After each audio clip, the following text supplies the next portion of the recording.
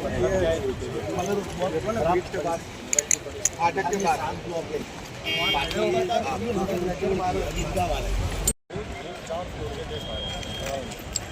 कम से कम 11 थे। Ahmedabad municipal corporation में भारतीय जनता पार्टी के राज में भ्रष्टाचार बेफाम होता जा रहा है। अहमदाबाद म्यूनिसिपल कॉरपोरेशन में भ्रष्टाचार एक वायरस के समान फैल चुका है। हाटकेश्वर जैसा भ्रष्टाचार जब जनता के सामने आया, लेकिन उससे भी चौंकाने वाला खुलासा मीडिया के माध्यम से गुजरात की जनता को ये देखने को मिला है कि गुजरात की सबसे बड़ी महानगर पालिका यानी अहमदाबाद म्यूनिसिपल कॉरपोरेशन में गरीब आवास के नाम पर भी करोड़ों रुपए का भ्रष्टाचार सामने आया है। यूपीए सरकार के दौरान JNNURM के अंतर्गत 2011 में वटवा में 180 करोड़ की लागत से गरीब आवास योजना बनाने में आई थी। इस गरीब आवास योजना का उद्देश्य यही था कि अहमदाबाद शहर में जो भी झुपड़पट्टी है, उस झुपड़पट्टी को हटाकर उन्हें पक्के मकान दिए जाए। और भारतीय जनता पार्टी का ये नारा था कि झुपड़पट्टी मुक्त भारत बनाना है। लेकिन अहमदाबाद शहर में कुछ विपरीत ही कार्य हुआ। झुपड़पट्टी मुक्त अहमदाबाद तो नहीं हुआ, लेकिन झुपड़पट्टी के लोगों के आवास के नाम पर भी करोड़ों रुपए का भ्रष्टाचार सामने आया। 12 वर्ष में ही अहमदाबाद म्यूनिसिपल कॉरपोरेशन द्वारा बनाए गए आवासों को तोड़ने का निर्णय भारतीय जनता पार्टी ने किया है। उसका सबसे बड़ा कारण तो ये है कि कहीं ना कहीं 12 वर्ष में ही समग्र हाउसिंग की जितनी बिल्डिंगें बनाई गई थी उसको जर्जरित घोषित कर दिया गया है। और सबसे बड़ी बात तो ये है कि इन सभी आवास में अहमदाबाद म्यूनिसिपल कॉरपोरेशन ने एक भी ड्रॉ नहीं किया था। वटवा में ज़्यादातर हाउसिंग में 2200 ऐसे आवास थे जिन्हें अहमदाबाद म्यूनिसिपल कॉरपोरेशन ने तोड़ने का निर्णय लिया है, जिसमें एक भी झुपड़पट्टी वासी को मकान नहीं दिया गया था। यानी कि खाली पड़े हुए आवास भी भारतीय जनता पार्टी के राज में जर्जरित हो गए। इसका सबसे बड़ा कारण ये है कि 2011 के दौरान 2 कंपनियों के द्वारा इन आवासों का निर्माण किया गया था। एक कंपनी का नाम सिंटेक्स था, दूसरी कंपनी का नाम था MV ओमनी। इनके द्वारा 180 करोड़ की लागत से वटवा में इन हाउसिंगों का निर्माण किया गया था। लेकिन भारतीय जनता पार्टी के पाप के कारण, अहमदाबाद म्यूनिसिपल कॉरपोरेशन के अधिकारियों के पाप के कारण 12 वर्ष में ही सारे के सारे आवास जर्जरित हो चुके हैं और कहीं ना कहीं इसे तोड़ने का निर्णय अहमदाबाद म्यूनिसिपल कॉरपोरेशन ने लिया है।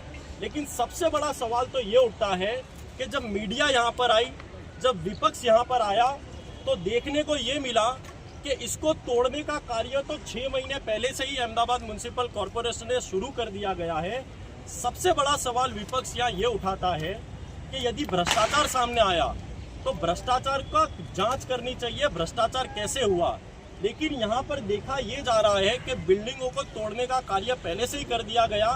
यानी कि यह साफ बताता है कि अहमदाबाद म्यूनिसिपल कॉरपोरेशन सारे सबूतों को मिटाकर इस भ्रष्टाचार को कहीं ना कहीं दफन करने की कोशिश कर रहा है। सबसे बड़ी बात तो यह है कि गरीबों को उनका हक मारा गया है। जब भी अहमदाबाद म्यूनिसिपल कॉरपोरेशन आवासों के नाम पर ड्रॉ करता है तो हजारों ड्रॉ के नाम पर हजारों अर्जियां आती है। झुपड़पट्टी वासी पक्के मकान की मांगनी करते हैं, लेकिन जो आवास बने हुए थे, जिन्हें भ्रष्टाचार के कारण जिनको हड़की यानी कि सबसे उनका जो कंस्ट्रक्शन था वो कहीं ना कहीं ऐसा था जिनको 12 साल में ही तोड़ने की नौबत आ गई। आज कांग्रेस पार्टी मीडिया के माध्यम से ये मांग करती है कि इस पूरे मामले पर CBI की जांच होनी चाहिए। उन दोनों कंपनियों ने करोड़ों रुपए का पेमेंट ले लिया। आज 12 साल के बाद वो दोनों कंपनियां दिखाई नहीं दे रही है जिन्होंने गरीबों का हक मारा है। और कहीं ना कहीं उस समय के जो संबंधित अधिकारी थे, आज वो अहमदाबाद म्यूनिसिपल कॉरपोरेशन में नहीं है, जो कहीं ना कहीं दूसरे डिपार्टमेंट में शिफ्ट हो गए होंगे। कांग्रेस पार्टी इन लोगों के खिलाफ CBI की जांच करने की मांग करती है। आज कांग्रेस पार्टी 4 बजे अहमदाबाद शहर की मेयर को आवेदन पत्र देकर भी ये मांग करेगी कि वटवा आवास के नाम पर जो करोड़ों रुपए का भ्रष्टाचार हुआ है, कहीं ना कहीं उन दोषियों को सजा मिलनी चाहिए। क्योंकि आने वाले समय में हाउसिंग डिपार्टमेंट में जो भ्रष्टाचार चल रहा है उसका सबसे बड़ा नमूना और उदाहरण वटवा हाउसिंग को देखने का मिल सकता है। और सबसे बड़ी बात यह है कि कहीं ना कहीं अहमदाबाद म्यूनिसिपल कॉरपोरेशन ने कल छाती तान के आकर मीडिया के सामने ये कह दिया कि हम वटवा के हाउसिंगों को तोड़ेंगे, लेकिन सबसे बड़ा सवाल तो ये उठता है कि यह प्रजा के टैक्स का पैसा था। यूपीए सरकार के दौरान कांग्रेस की सरकार थी, कांग्रेस की सरकार ने 180 करोड़ की ग्रांट अहमदाबाद म्युनिसिपल कॉरपोरेशन में, जब भारतीय जनता पार्टी करीबन 20 साल में शासन कर रही है, उनको ये ग्रांट गरीबों के आवास बनाने के लिए दी गई थी। लेकिन भारतीय जनता पार्टी ने ये ग्रांट में भी गरीबों का हक मारने में भी भ्रष्टाचार करने की सोची, जिसका नतीजा वटवा हाउसिंग में देखने को मिल रहा है। जनता पार्टी भ्रष्टाचार में ज्यादा मानती है और ये मैं कह सकता हूं बिल्कुल खुलकर कि जो अधिकारी थे उन अधिकारियों ने इसका ड्रॉ कभी नहीं किया, क्योंकि ये जो कंस्ट्रक्शन हुआ था, ये कंस्ट्रक्शन ही जब से नींव रखी गई थी तभी से वटवा हाउसिंग में भ्रष्टाचार शुरू हो चुका था। उस कंस्ट्रक्शन के कारण किसी को मकान नहीं दे पाए, क्योंकि वो हल्की गुणवत्ता के बने थे। कहीं ना कहीं जो उसका कंस्ट्रक्शन मटेरियल था, वो कंस्ट्रक्शन मटेरियल इतना खराब तरीके से बनाया गया था कि यदि किसी को मकान भी दिया जाता तो कहीं ना कहीं ये बिल्डिंग पे कभी भी बड़ी दुर्घटना हो सकती थी। इसलिए मैं मानता हूँ कि अहमदाबाद म्युनिसिपल कॉरपोरेशन ड्रॉ से पीछे रही। और सबसे बड़ी बात तो ये है कि ये पूरा प्रोजेक्ट कहीं ना कहीं 180 करोड़ रुपए का भ्रष्टाचार इसमें अहमदाबाद म्युनिसिपल कॉरपोरेशन का खुल के सामने दिखाई दे रहा है। 2 वर्ष पहले भी अहमदाबाद कांग्रेस पार्टी द्वारा यहाँ का दौरा किया गया था। उस समय भी ये मांग की गई थी कि वटवा में जो हाउसिंग बने हुए हैं उसमें करोड़ों रुपए का भ्रष्टाचार किया गया है। जिस समय वो जो कॉन्ट्रैक्टर ने पेमेंट लिया गया उससे पूरा का पूरा पेमेंट वसूला जाए, लेकिन कल भी और आज भी भारतीय जनता पार्टी कोई एक्शन लेने को तैयार नहीं है।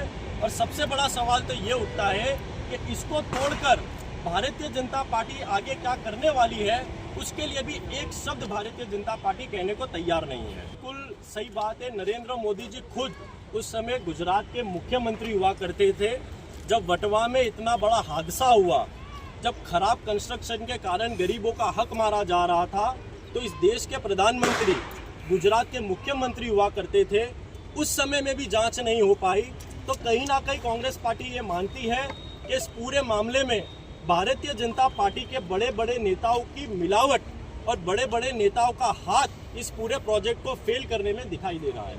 વિપક્ષે આરોપ છે તે તોડી દેવામાં આવ્યા છે, ત્યારે તેમની યોગ્ય તપાસ થવી જોઈએ। કેમેરામેન